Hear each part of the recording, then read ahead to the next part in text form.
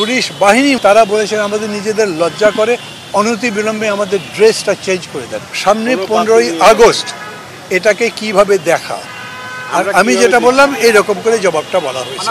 আমাদের মিটিংটা শুরু হবার আগেই স্বরাষ্ট্র মন্ত্রণালয় যিনি দায়িত্বে আছেন মিটিং করেছেন উইথ দ্য পুলিশ। সামনে 15ই আগস্ট, এটাকে আমরা কিভাবে দেখব। আমরা বলেছি এটা একটা বিরাট রাজনৈতিক প্রশ্ন, অনেক আলোচনার হয়তো দরকার লাগতে পারে, কিন্তু পটভূমিটা এখন ভিন্ন। এখন সারা দেশের মানুষ শত শত লোকের শোকেই খুবই বিহ্বল। এই সময় এমন কিছুই করা উচিত হবে না যাতে সেটা আরও ফমেন্টেড হয়, মানে আরও বেশি উস্কে দেয়। যেরকম করে হোক দেশে উত্তেজনাকর পরিস্থিতি তৈরি না করে যেভাবে আমরা পরবর্তী ধাপে উত্তরণ করতে পারি গণতান্ত্রিক পথে এবং সংস্কারের পথে, সেই পথেই আমাদেরকে থাকবার চেষ্টা করা দরকার। ব্রিফলি এটাই হচ্ছে এই বিষয়। অন্যান্য অনেকগুলো বিষয় কেউ কেউ প্রস্তাব দিয়েছেন, সেগুলো আমাদের অতীতে যে কর্মসূচিগুলো আমরা ঘোষণা করেছি গণতন্ত্র মঞ্চের পক্ষ থেকে সংস্কারই সেটা বলেছি।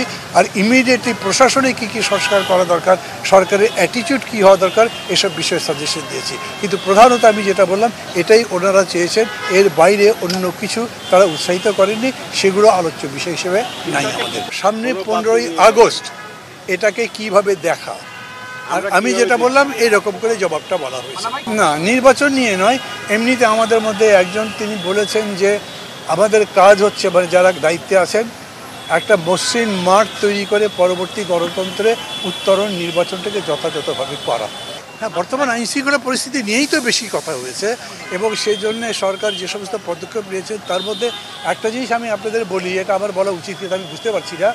আমাদের মিটিংটা শুরু হবার আগেই স্বরাষ্ট্র মন্ত্রণালয় যিনি দায়িত্বে আছেন উপদেষ্টা, তিনি এসেই বলেছেন উনি আজকে খুবই সাকসেসফুল একটা মিটিং করেছেন উইথ দ্য পুলিশ।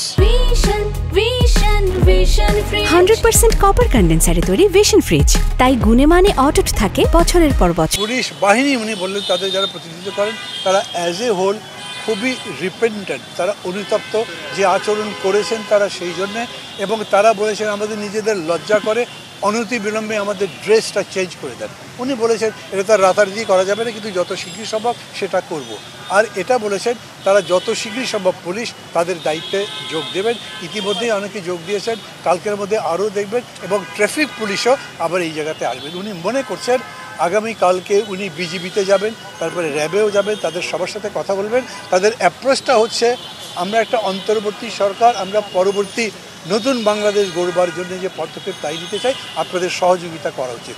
তারা যতজনের সাথে কথা বলেছেন সবাই খুবই খুশি মনে একমত হয়েছে। আমরা আরেকটি কথা বলেছি যে রক্তাক্ত অধ্যায় তৈরি হয়েছে জুলাইতে, সেইটিকে একটি জাতীয় দিবস হিসাবে ঘোষণা করবার জন্য, এই জাতীয় শোকের একটা দিবস হিসাবে।